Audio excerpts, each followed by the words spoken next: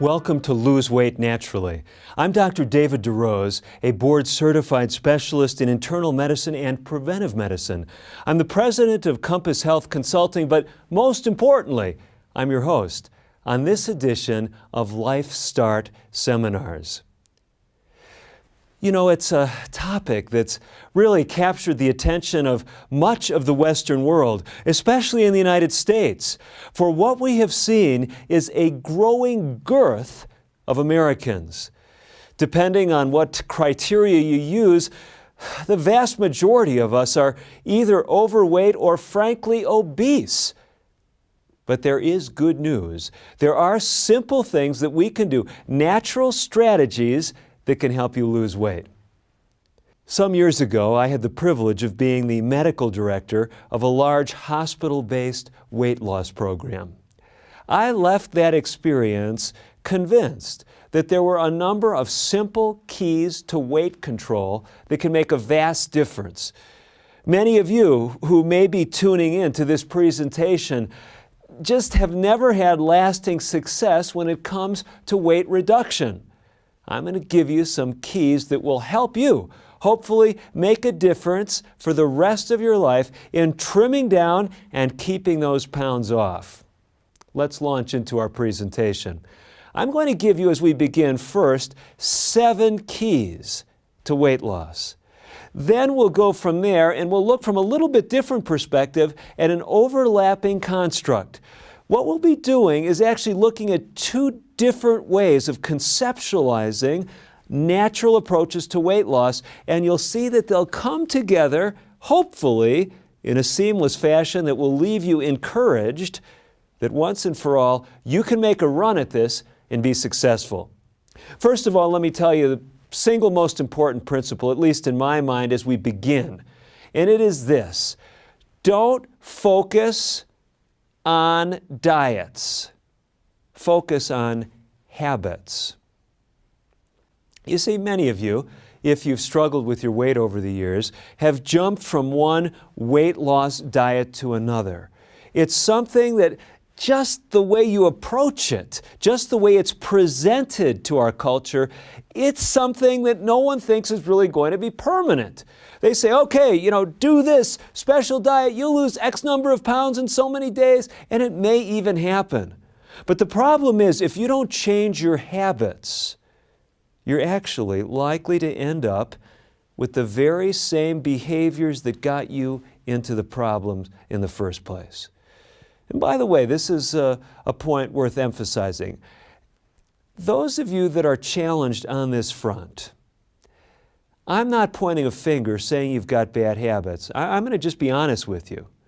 There are a lot of people that are carrying a lot of excess weight who are more health conscious and following a better lifestyle than many people who are thin. Because there are genetic factors that predispose to obesity and overweight. There are also early life history factors that predispose to obesity. By that I mean simply this: early in your childhood, well, do you want me to be honest with you? Even before you were born, in your mother's womb, you were being influenced, metabolically influenced and programmed to either be more or less likely to be overweight when you got older. That's right. The same is true of diabetes and high blood pressure and many other conditions. What happens in the womb is of profound importance. So the reason I'm telling you this is many times people think when we speak about weight control and when I speak about the power of lifestyle change and the power of healthy habits, people think I'm pointing fingers at them. That's as far as we can go from where I want to go in this presentation. Because as I'm trying to help you see, for many individuals, it's not their fault that they have weight issues. They were predisposed to these problems. And even if there are lifestyle factors that are perpetuating the overweight or obese state, it is not a reason for judgmentalism. So, even though the first point is focusing on habits, not diets, I'm trying to give you a corollary here, an important one. Don't look at weight as being a value judgment.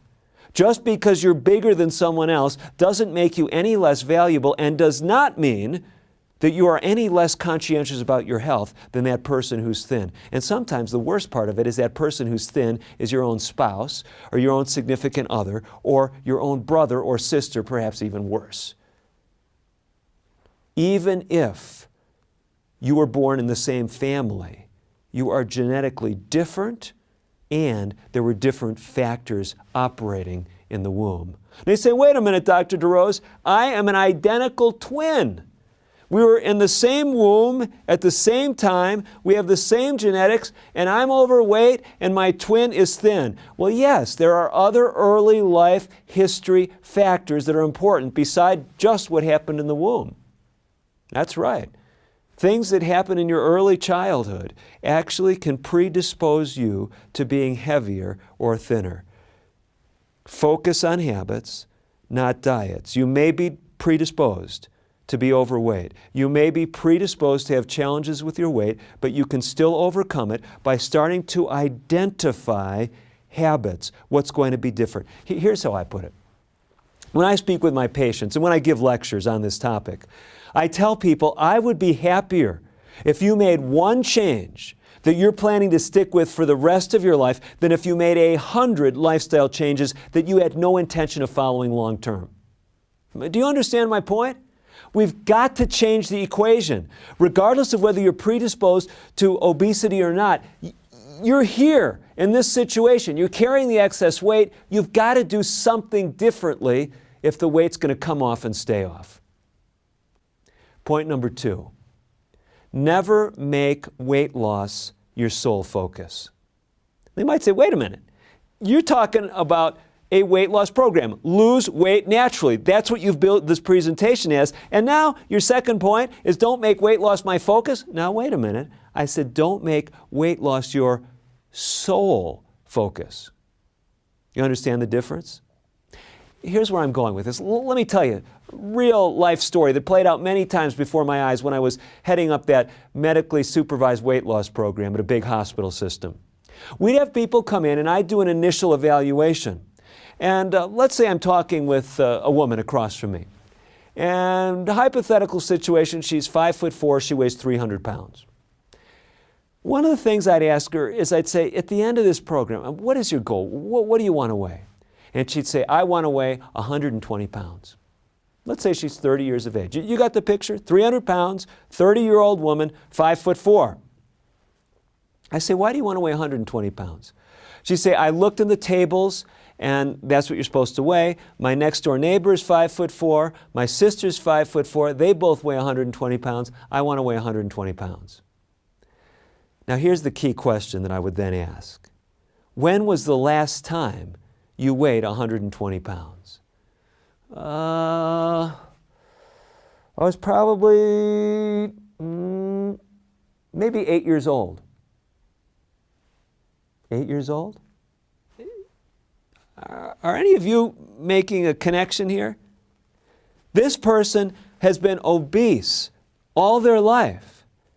The odds of them getting down to a, quote, ideal weight of 120 at 5'4" is very, very unlikely. But the likelihood of their being able to lose 100 pounds, 120 pounds, maybe even 150 pounds and keep it off is actually very likely.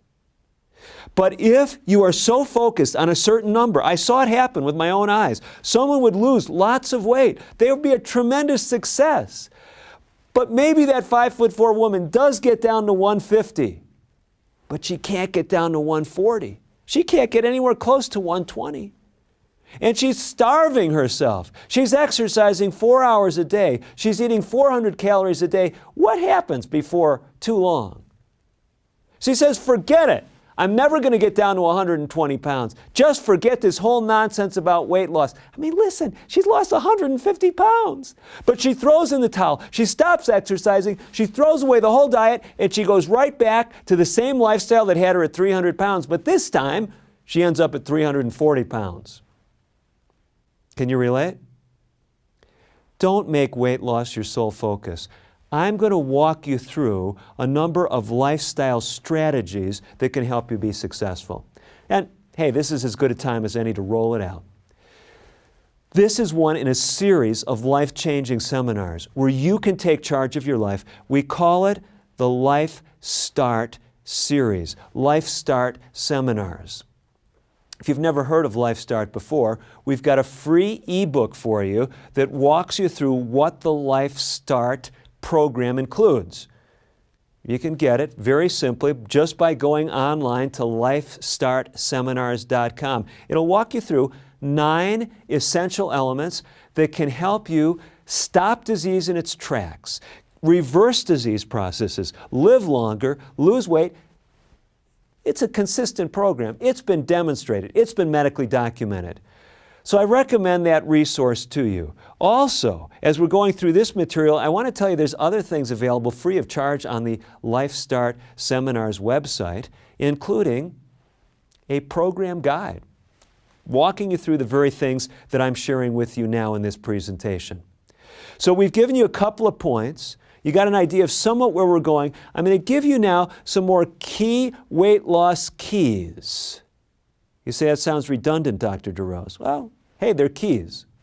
They've got to be important. They've got to be key. First one, you got it, right? Focus on habits, not diets. Second, never make weight loss your sole focus. The third one now is don't be afraid to make lifestyle changes. This LifeStart mnemonic, I'll tell you what it's about.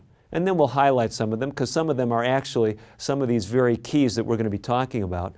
LifeStart is an acronym. It's a memory device for 9 essential life-changing practices. L stands for liquids.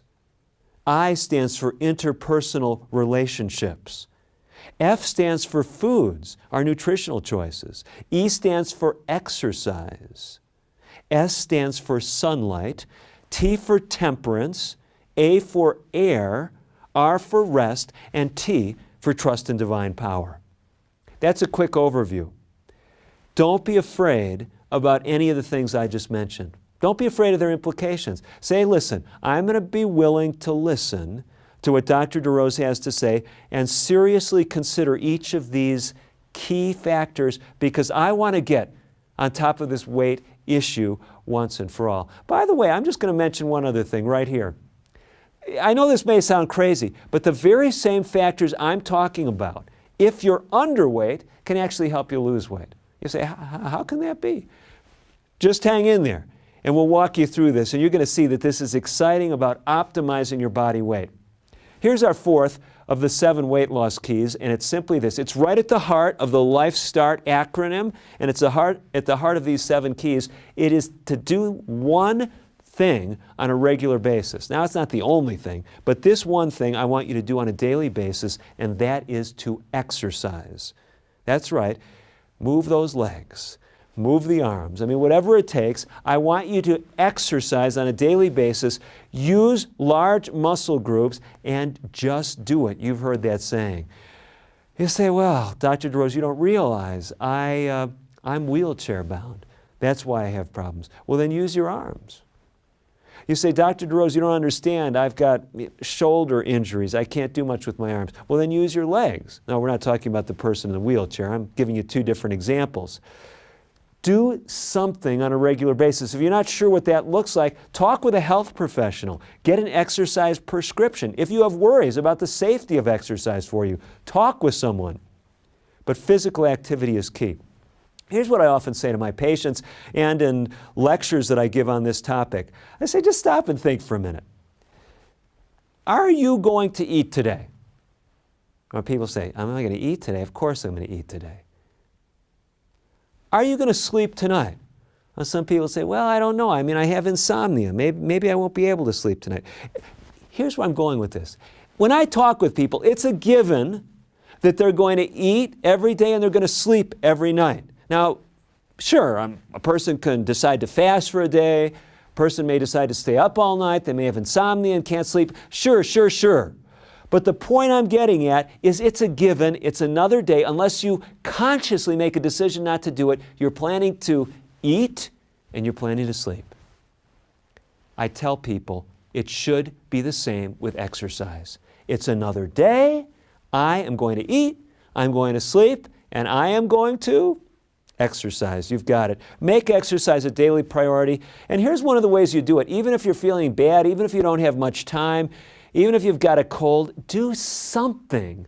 This helps to perpetuate the habit. If you don't know about these dynamics of making new habits and sticking with them, let me tell you, we've got a resource on our LifeStartSeminars.com website that'll help you. It's my mini-series, my DVD series called Changing Bad Habits for Good. 2 half-hour presentations that give you the foundations of lifestyle change.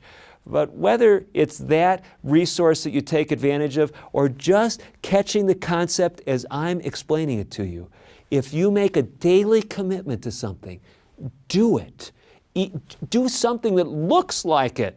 Do something that you call exercise so that you get into the routine of another day to exercise.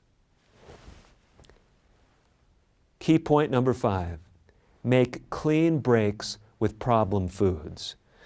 Now sometimes we say, hey, come on, there's all kinds of addictions in life, but my addiction is food. I've heard so many people tell me that. They say, listen, it's not fair. The alcoholic, they can make a clean break with alcohol. The nicotine addict, they can make a clean break with nicotine. But I'm a foodaholic, Dr. DeRose. I cannot make a clean break with food. You got to eat. And I say, wait. Just wait. You really have a problem overeating everything? Oh, yes, Dr. DeRose. Do you overeat on broccoli at breakfast? Really, I've asked people that. I've never had any one of them tell me that. And I think one person told me they overate on broccoli, but I don't think it was at breakfast. The whole point is this. It's not all foods that people overeat. There are specific foods that tend to be problem foods for specific people. I'll tell you what some of the common ones are. I've worked with hundreds of people, thousands of people over the years, and they've told me what they are. For some people, it's the sweets. And it may be a specific sweet food. It may be ice cream. It may be chocolate. You say, but Dr. DeRose, dairy products are good for you. Chocolate has antioxidants. Hey, listen, please. Don't try to tell yourself that the problem foods that are undermining your resolve, that are contributing to your weight gain, are good for you. I'm not telling you that no one can eat chocolate, that no one can have dairy products or ice cream. That's not the point I'm making. But if you have a problem with a certain food, the only success is in making clean breaks with it. Let me illustrate it this way. And this tells you how you know whether a food's a problem food or not. If you're that person who says, oh, I don't have a problem with chocolate, and you buy one of those chocolate samplers, and after a few days of having that chocolate sampler in your pantry for a special occasion, you say, you know, I think I'm going to just try one of those chocolates. And you try it, and you think it's really good. You say, hey, well, you know, I had one, I already opened the package, might as well have another. Before you know it, the whole box is polished off. This is indicating you've got a problem with chocolate. Did you see how it works? Or you're the person who says, hey, I talked with the dietitian, Dr. DeRose. They said I can have 1 tablespoon of ice cream after each meal, and it won't mess up my diet. Well, if you can have 1 tablespoon of ice cream and you're losing weight and the dietitian's happy with you, I'm not going to interfere with your relationship. But if you have that 1 tablespoon of ice cream, and the next thing you know, you have a 2nd tablespoon, and before it's all finished, a whole half gallon of ice cream is gone. Believe me, you have a problem with ice cream, and the solution is not cutting back. Now, I know there's a few people out there, I've met them over the years, that say, Dr. DeRose, if I can just have a little bit of chocolate, a little bit of ice cream, a little bit of this, then I'm totally satisfied, and I don't have to have any more. Well, these people don't have a problem of the magnitude I'm speaking about. It's not an addictive relationship, if you want to use that terminology. But when it comes to addictions, success comes in making clean breaks. And even if you want to say it's not an addiction, if you can't control your consumption of chips or of ice cream or of chocolate or of 100 other things, then I'm trying to tell you the freeing solution is to make a clean break. By the way, in that LifeStart acronym, there's a T. There's actually 2 T's in it. The first T stands for temperance. Temperance is moderation in things that are good, but total avoidance of things that are harmful. If potato chips are a problem food for you, you can't just have a few of them. I'm telling you, make a clean break with them. You say, but Dr. DeRose, how can I make a clean break with my favorite food? Listen, here's how it works. At first, the hardest thing to do is make a clean break, but in the long term, it's the easiest thing.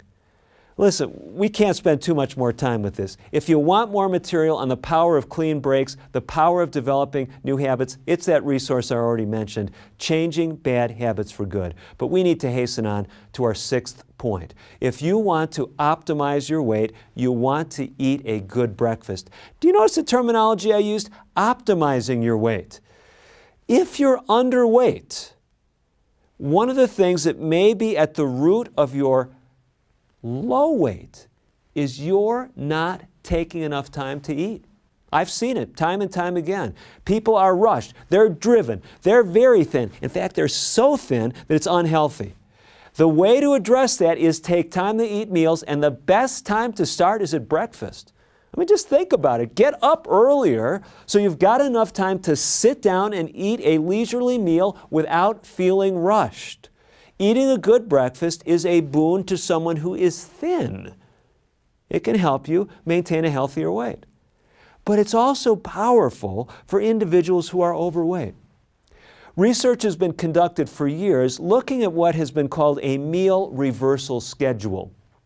That terminology comes from the fact that most Americans historically have eaten the bulk of their calories late in the day.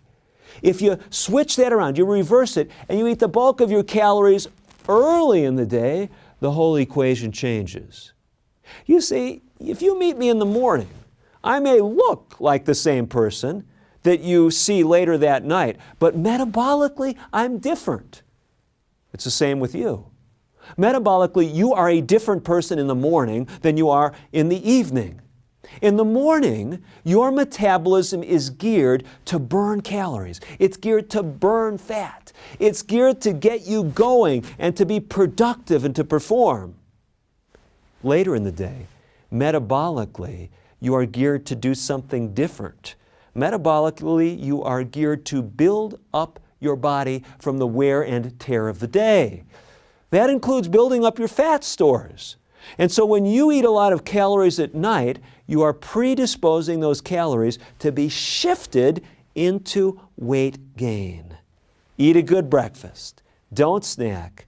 Cut down on the size of that evening meal, and you will find one of the secrets to weight control. Let me just be honest with you. Some of my patients over the years, the single most powerful thing for them as far as lifestyle changes was totally leaving off the evening meal. If you've got to eat something at night and you realize that that's a real tough time for you, it's really contributing to your weight, then go with leaf, stem, and flower vegetables. These are low in calories. If you have diabetes, they tend not to raise your blood sugar. What do I mean by leaf, stem, and flower vegetables? I'm talking about spinach. I'm talking about lettuce. I'm talking about kale, collard greens. Those are all leaf vegetables. What about stem and flower vegetables? What are those? We're talking broccoli. We're talking cauliflower. We're talking celery. You get the picture? Eat those vegetables in the evening, and they will tend not to raise your blood sugar, and they will tend to help you with weight loss. Our 7th point, eat to satisfy simple hunger. Don't try to eat to satisfy appetite. There's a vast difference between hunger and appetite. Hunger is a physiologic need for food that your brain senses. Your brain's saying, I gotta eat. What's appetite then? Appetite is the desire for food that may or may not be in harmony with hunger. Here's the message. Appetite is typically not satisfied as long as there's palatable foods around and you're not totally stuffed. Problem is, most of us eat for appetite. Hunger is satisfied, usually, a ways into the meal. But most of us keep eating until either the food runs out or we're embarrassed to eat more in a social situation, or we just simply can't hold anymore. We have then overeaten. Eat to satisfy simple hunger, not appetite. If you want to learn more about these principles, we've got other resources at the LifeStart Seminars website. Check out my materials on diabetes, my materials on behavior change. But we've got more than that for you at LifeStartSeminars.com. We have got personalized help. There are people available to coach you through some of these simple habits. You say, well, Dr. DeRose, you've given us 7 keys. You also threw out these 9 LifeStart concepts. I see how some of them dovetail. You promised me that they'd all come together before we finished. And I saw you mentioned exercise. You talked about temperance. Yeah, you mentioned some things that had a bearing on dietary choices, but I don't see the whole big picture. Let me put it very simply for you. As you walk through those 9 elements, as you find ways to connect with people, and by the way, one of the best ways to connect with people, that's the I for interpersonal relationships, is to do it in the context of health-enhancing behaviors. I want to just encourage you to make a commitment to go through the entire series of free seminars that we have on the LifeStart website. That's right. LifeStartSeminars.com has a whole series of free seminars. I walk you through a variety of topics. Go through those. But don't do it on your own. Go through it with someone else.